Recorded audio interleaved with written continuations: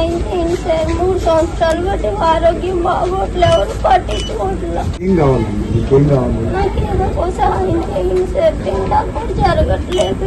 డబ్బులు ఇస్తామని నువ్వు ఖర్చు పెట్టేసుకుంటావు కదా. పెన్షన్ లాంటిది ఏదైనా అరేంజ్ చేస్తే మంత్లీ వస్తామా? ఒక పెన్షన్ లాగా అరేంజ్ చేస్తామా? ఇప్పుడు ఇప్పుడు ఇప్పుడు కొంచెం నిమ్మండి, దాని గురించి బాడీ నెమ్ము ఉందంటే నెమ్ము వల్ల కాదమ్మా, నువ్వు మాత్ర వేసుకుంటున్నావా? వేసుకుంటున్నాను సార్. నిమ్మ వచ్చింది, మళ్ళీ ఊపిరితిత్తులు పాడైపోయింది అన్నారు, ఆక్సిజన్ అందట్లేదు. కాదమ్మా, ఇప్పుడు ఏ డాక్టర్ చూపించుకుంటున్నావు? విజయవాడ గవర్నమెంట్ హాస్పిటల్ చూపించుకున్నావా? కొన్ని డబ్బులు ఉంటే ఎట్లాంటి ఇది చేసుకుంటావా? సరే ఓకే, 50,000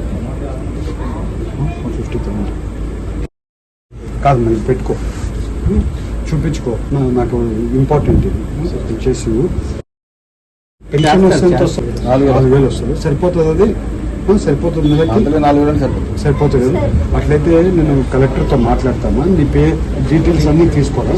100% వెంటబడైనా కొంచెం చేయించేయండి ఆ పాపకి.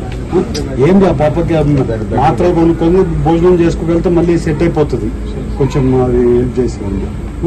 నాకు రేపు వెళ్ళి జాయింట్ కలెక్టర్తో మాట్లాడేసి చేపించేసి రేపు చేపిస్తామా?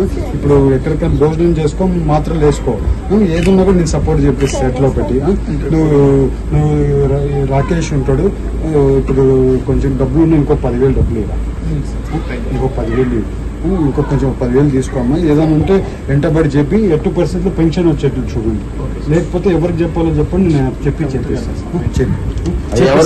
చెప్పిస్తాను. జాగ్రత్తగా చూసుకో.